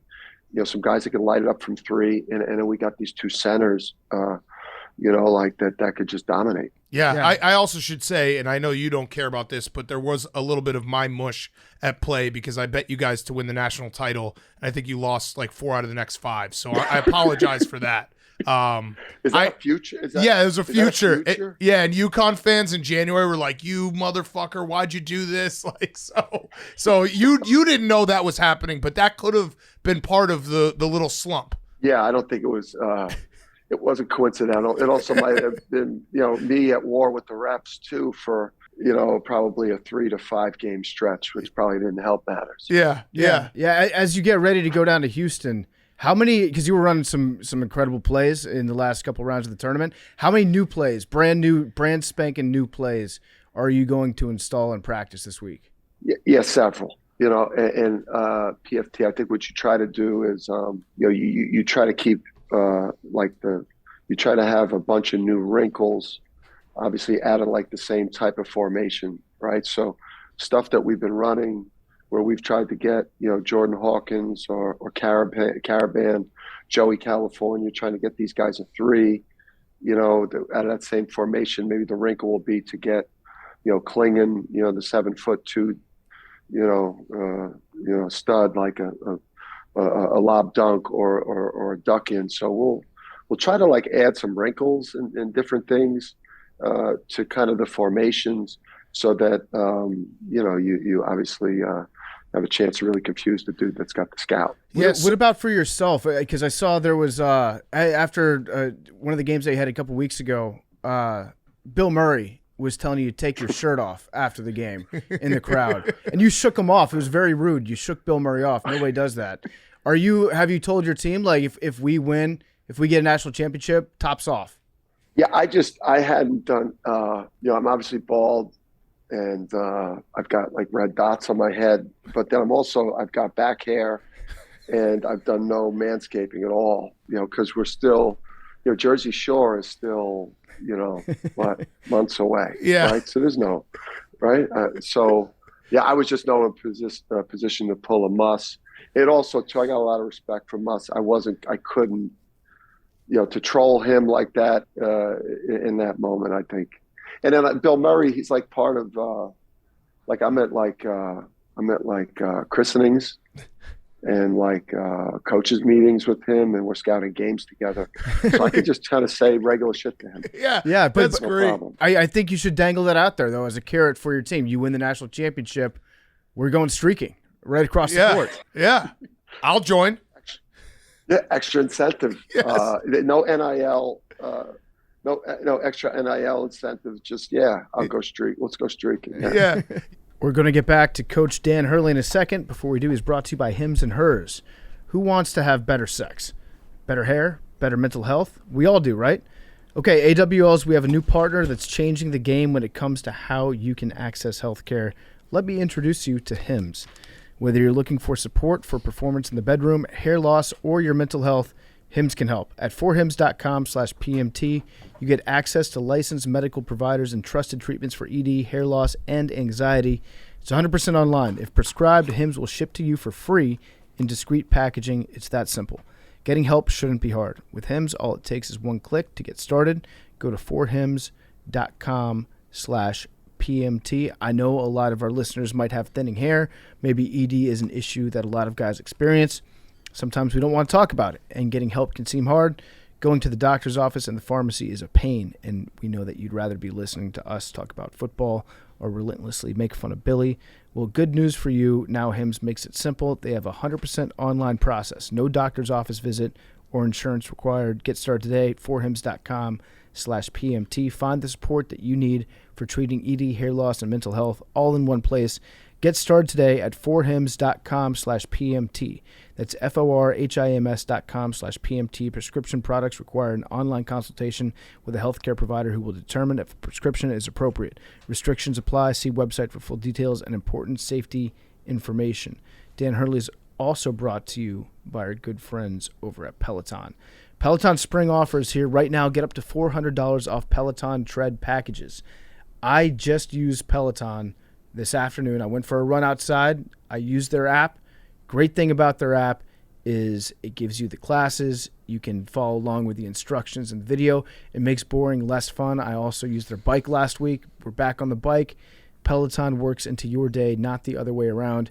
You don't have to clear your schedule to work out, whether you have 20 minutes to squeeze in a scenic hike or just 10 minutes for a power walk.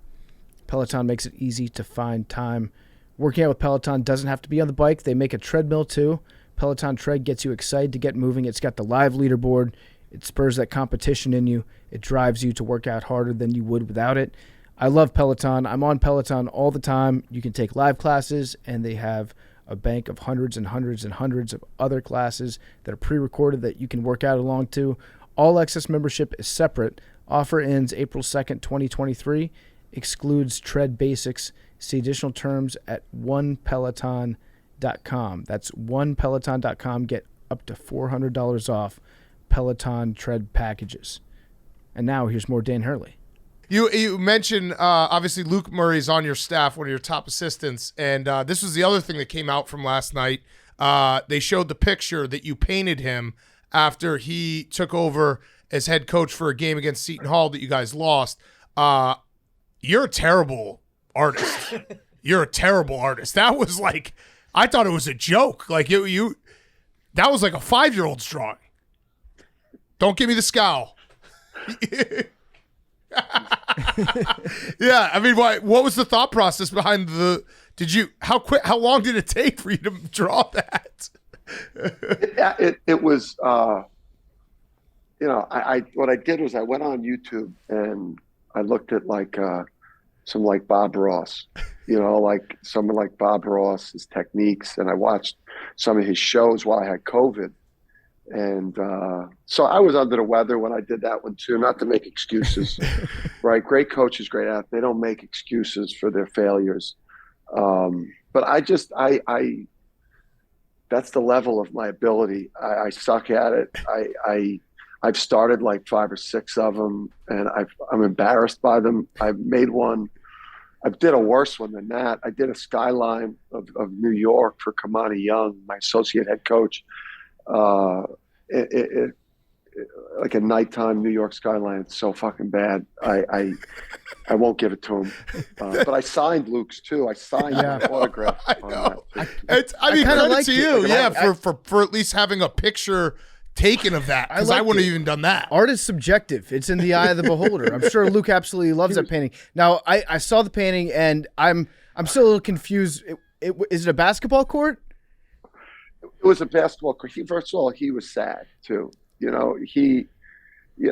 lost at the buzzer, and he coached great, and he took the bullet for me being out, and I just felt like I needed to do something nice for him.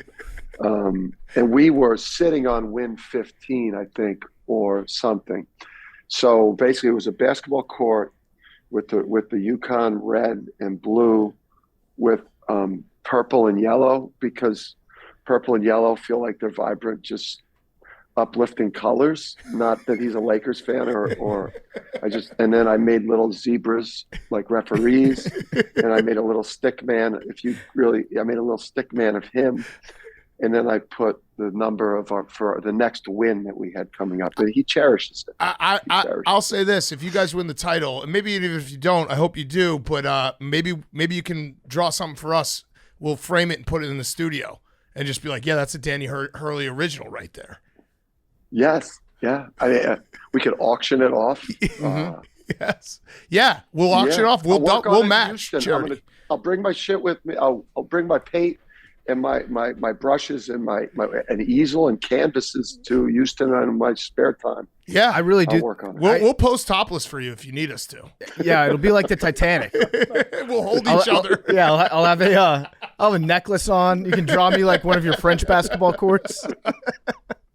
We're down for it. Yeah, we're 100% in. You mentioned Joey California. This is one of those stupid fan things that we think about that coaches probably don't think about. Did you have any talk to him before the Gonzaga and St. Mary's game? Because I went back and looked, and he was 0-18 against those teams when he was playing at San Diego. Were you like, hey, man, maybe you don't play tonight? Like, I don't know. Like, I mean, obviously he's great. He's been incredible all tournament. Love watching him play. But did you have any conversation with him being like, So I'm not going to ask you for advice on how to beat these teams. Was he 0-18? 0-18. 0-18. Holy shit! Why did I even play him? No, so like when we recruited that kid, it was like there are other schools, this is where like when you I don't want to say choke, in the prior March performance, but the New Mexico State team was probably better, better than a lot of people thought. And we didn't have a lot of shooting, and I just Joey.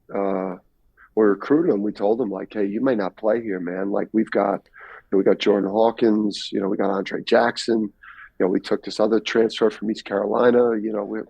We got some guards, but if you're good enough to get on the court, like we'll play you. And he could have went to like a lower level and been guaranteed to play, but like, he had the guts and the courage to be like, no, I want to go to Uconn, and I'm going to make you play me.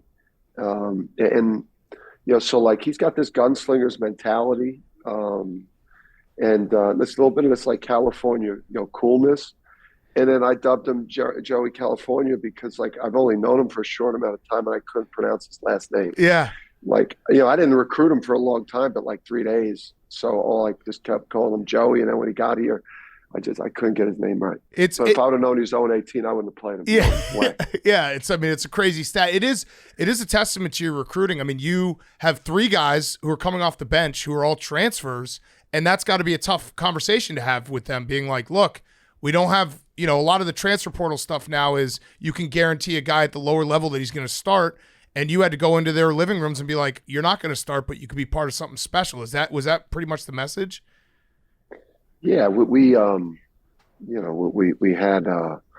like 2 high level, freshmen coming in with Klingon and Caravan. And then we knew that Andre Jackson and Jordan Hawkins could play like NBA draft picks, and then you had Sonogo, who was like Big East preseason player of the year. So the pitch to these guys was like getting empty numbers at a school that isn't going to sniff March, isn't going to do much for your career. You're better off, being a 7, 8, 9 point a game scorer on a team that could play for a national championship. Then go play, in some middle to the bottom of the conference team that season's going to be over in the beginning of January, late December. Yeah. They bought in and now we're in the exact position that we sold all these guys on. It's a great story, and it's great recruiting because it is rare to see that, to have major contributors be transfer guys who are not getting the starters minutes. Yeah. Yeah. I love watching your brother coach too. He's a lot of fun to watch on the sidelines. If you were to give him truth serum, like the truth drug, do you think he's 100%, like 1,000% rooting for Uconn in the Final Four, or do you think there's 1% where he's like, this motherfucker better not get a championship before I do? No, he's he's 1,000. He's 1,000. I don't. There's definitely growing up, definitely sibling rivalry,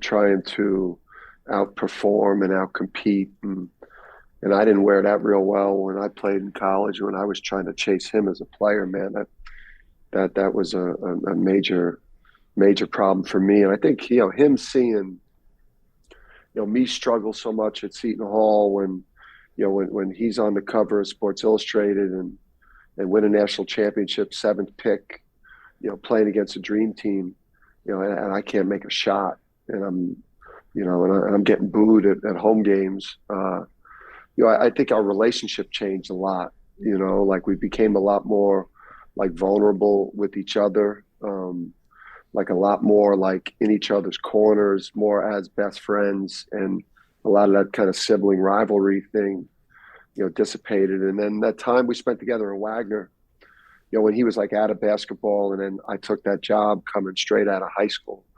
That time together, like that forged some type of like partnership in this coaching thing. And that you got to get some footage of those games because we were, Imagine both of us together with the officials and just the sideline antics, the shit we got away with there that you could never get away with because those games aren't on TV. Those are all on like camcorder back then. Yeah. All right. So we will because we're such big fans of you. We will for free be your internet consultants going forward. Here's a tip with your brother because I saw this floating around the internet. You took a picture with him last night, and everyone was like, "Oh, I wonder which brother lives in Arizona and which brother lives in Storrs, Connecticut because of his tan." So we got to get when you take a picture with him, make sure there's enough people in the middle that it's not so apparent because it was. He looks incredible with the tan, and you've been in the winter all winter. Yeah, I was like, I wanted to rub it to see if it was real or if it was spray. Yeah. Some parts looked maybe like it might have been a spray. I don't think that was authentic. Yeah. Maybe we incorporate a tanning bed into the Manscaped situation. Yeah. You hit the sauna, Show up to the Final Four aromatherapy, looking and then different. tanning bed for 30 minutes. DJ Pauly D. In the cold shower, I could get the hair off. Yeah. Right. Yeah. Okay. I think you should keep going with what's working here. We don't want to mess up a good thing. I had another quote that was just vintage Danny Hurley. It happened last week. So the story goes, Sonogo, who everyone has been watching just absolutely dominate, he's practicing Ramadan. And so he's not drinking any water or eating any food during the day. We said that I think we would just we wouldn't even be able to podcast if we did that. So credit to him. But you didn't find out until Ramadan was starting. You had no idea, and you didn't get any sleep that night, right? Yeah. No, I mean, none of these people on my staff. We got all these people here. I got athletic trainers, strength coaches, nutritionists, massage therapist. I mean, this is a big time organization. Associate head coach, general manager, and not one person told me that this guy wasn't going to eat or drink or couldn't drink anything during the game. Yeah, you're in the huddle, and everyone. I've got my mushroom coffee that I drink by the scorer's table, and I'm chasing that with a buy drink. So I'm plenty hydrated and caffeinated, and then these kids all got their whole thing going. My wife told me at midnight, she what are you going to do with Adama tomorrow? And I'm like, what are you talking about? He's going to dominate. He's just dominated. And she said, well, he's fasting. And I was up the whole night until shoot around the next morning, and then I had a spiritual conversation with him because I didn't know if it worked the same way.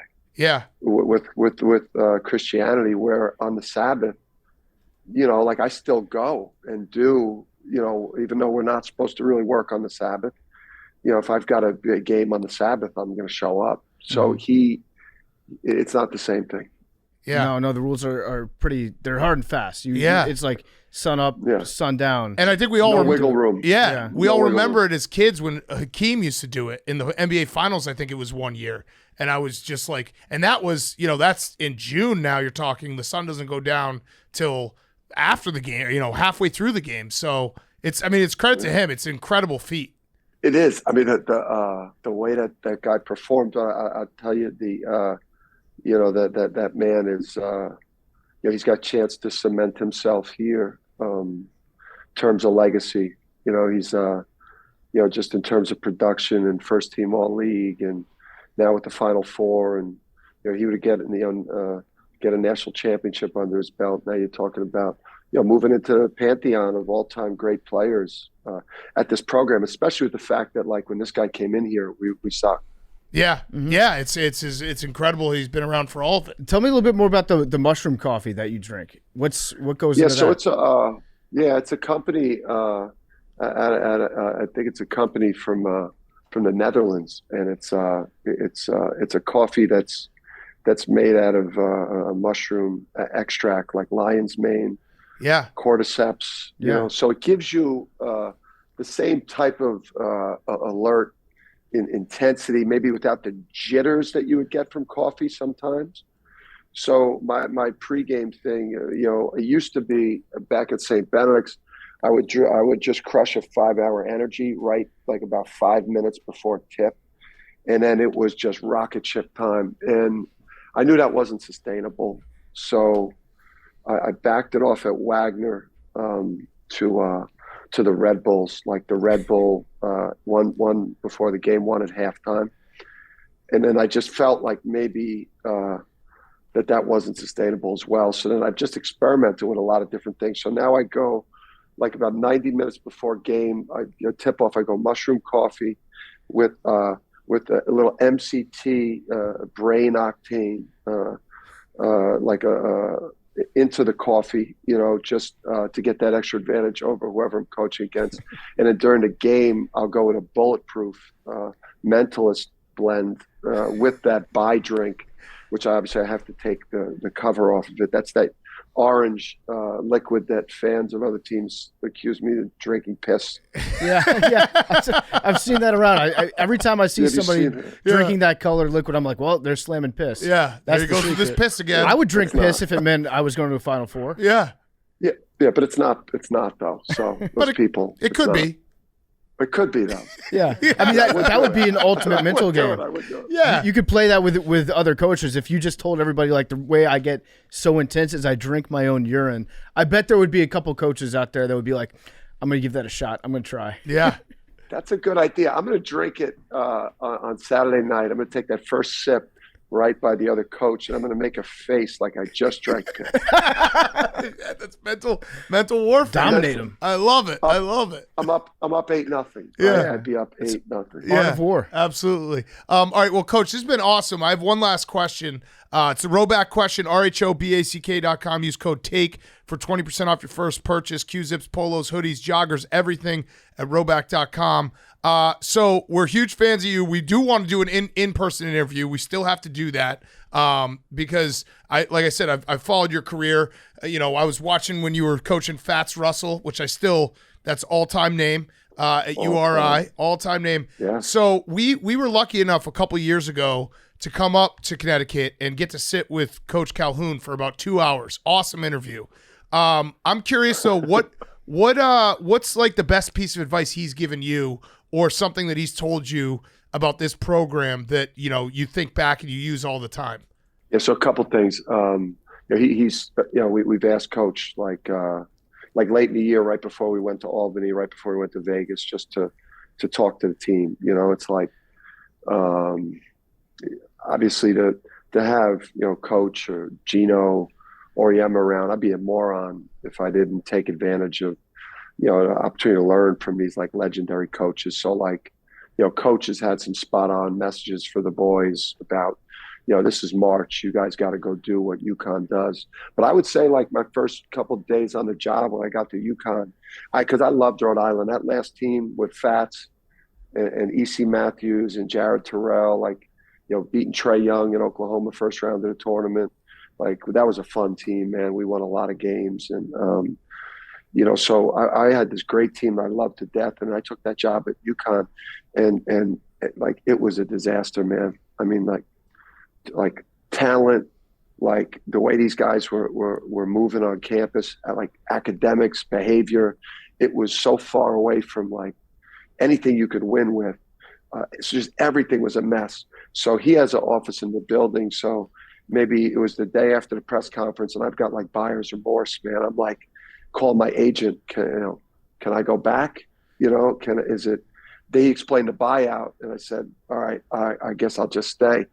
But then I walked over to Coach's office, and I started complaining, like about just how big the mountain was to climb, how messed up the program was. And he looked at me with a serious scowl and called me an effing baby, and get your head out of your ass. This is UConn, son. That's like he ripped me. Yeah. He ripped my ass, and since then, man, I've been shot out of a cannon, man. When the goat tells you to get your head out of your ass, you get to work. That's incredible. It's like the scene from Godfather, slapping him in the face, act like a man. Yeah. Right behind him in his office, he's got like all his pictures and stuff. And there's a picture of him throwing the first pitch out against the Red Sox after they won the Natty. I don't know what year it was. And most people you see, they throw the first pitch out, right? It's just like he's got his arm back. His face is like straining. He's striding full speed. I love it. I hope also when you were talking about buyouts, he just was like, not a dime back. Because that would be great if he dropped that on you. He talks about business, and Not a dime back is still one of my favorite quotes of all time. Well, Coach, thank you so much for joining us. It's been long overdue. We do have to do it in person. Best of luck in Houston. We'll be there rooting you on. And, we need that painting. We need a painting.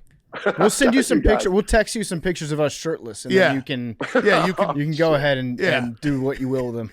You can't make me look any worse. Yeah. So go for it. Yeah. Portrait. I got you. Yeah. All right. Well, best of luck, man. We really appreciate it. Later, fellas. Appreciate you guys. Dan Hurley was brought to you by Skrill. Skrill is the only betting wallet that you need to keep your gaming funds secure and accessible.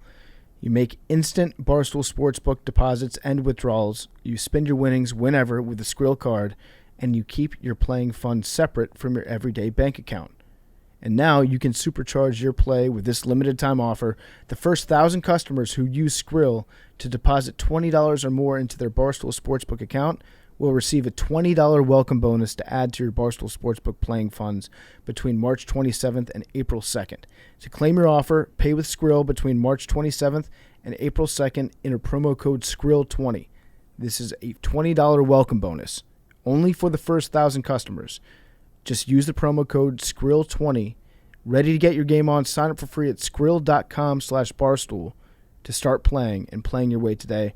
Use Skrill to deposit $20 or more into that sportsbook account, and you will receive a $20 welcome bonus added to your Barstool Sportsbook playing funds. Go between March 27th and April 2nd. Enter promo code SKRILL20. Okay, let's wrap up the show. Jake has entered in. He was on the Titus show. Jake, we want your thoughts. Give them to us. Lay them on us. Just everything. Open-ended? Wild. How wild is this March? Yeah, a little bit different of a Final Four compared to last year. We had the Blue Blood Dream matchups, Duke, UNC, Kansas, and Villanova. Now you have FAU, San Diego State, Miami, and Uconn. So you still have the presence of a big-time program with Uconn, but this is the Final Four of South Florida. Yeah. A little biased in saying that, but it's true. FAU and Miami are about an hour-ish away from each other. And then San Diego State putting the Mountain West on their back after an atrocious showing by everyone else in their league. Jake, did any national prognosticators pick San Diego State to win that bracket? Did you? That region. Oh, yeah. Well, did anyone have San Diego State and Purdue? Me, also. Oh, yeah, there we go. 1 of 1. Yeah. I know ball. Yeah. By the way, mini Firefest, I don't have a perfect region because I had Gonzaga beating UConn. Oh, come on. So, hang the banner, perfect region through the Elite Eight. Okay. That means nothing. It's a banner. In my mind. No, that's nothing. It's not. You're right. No, Jake, can you talk us out of UConn winning? How does UConn not win this Final Four?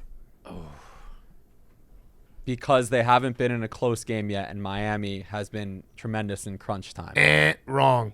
Max is going to try to mush him, and he's doing a good job. But does my point make sense? Yeah, no, your point makes perfect sense. But let's be honest, Max is getting his fucking loser stink. His heart's not in it. Almost. Yeah, you're right, PFT. His heart is not in it. Yeah, Max, you couldn't do this. You're not. I love the Big East. Okay. What's the wildest storyline? Wildest storyline, the South Florida thing is up there. Yeah.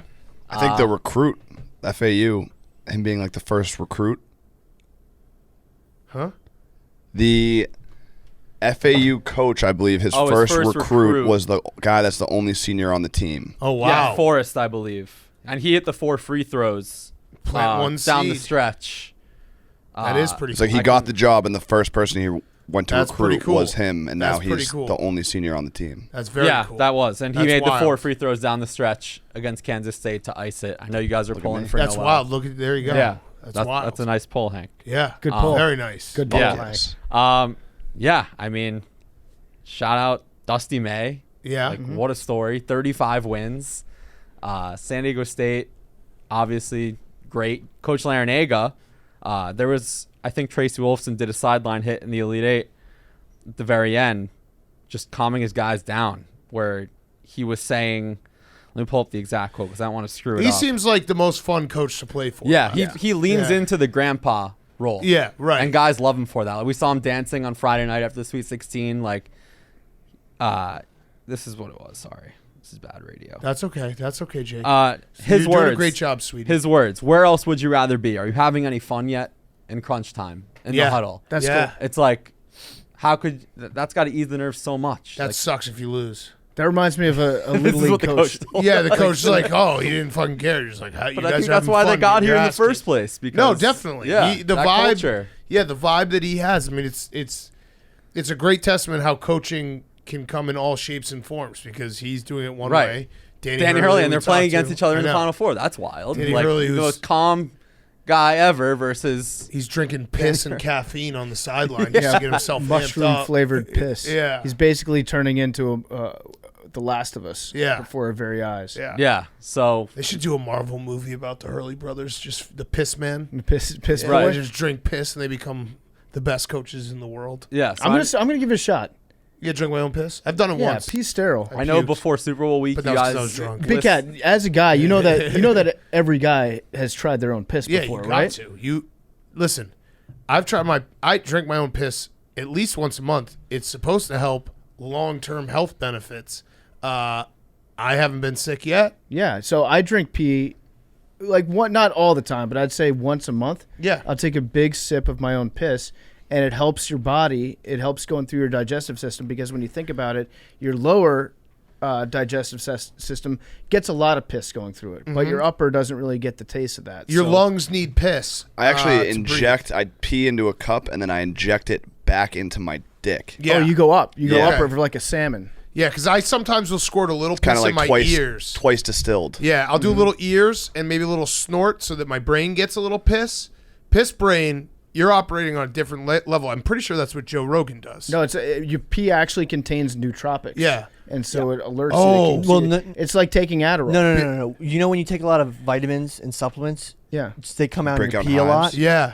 Well, you got to drink your pee to get the supplements back that you yes, lose. Yes. So once a yes. month, me and my buddies play piss pong. Yes. Just once. I'll do that to too, mix it Billy. up, yeah. It's a good point. Like if I go out to a really expensive meal, Oh yeah. like let's say you spend $100 on a steak, you're just wasting it if you're not drinking your piss after. Yeah, well, that's Like why you have to drink your piss. That way you get all of the steak. some people got mad at me when we were talking about not wiping our butts and how if you pee onto your own butt, Oh, the it can, self-bidet, it can yeah. clean it off. Yeah, yeah. The added benefit is you also resorb some Yeah. of that urine. Yeah, it goes in rectally. you which boof is, some. Yeah, it's the best way to get it. You're boofing some piss. Right from the source. It's like your body becomes so efficient that if you pee into your own butt long enough every time you piss, you just absorb everything. And Yes. you don't have any waste to create. $1,000,000 idea I just thought of. We should come out with piss flavored vapes. That's good. I mean, I should be. This conversation, I was always a little ashamed of how much piss I was drinking, but this conversation, I feel like it's eye opening that like all dudes drink their piss.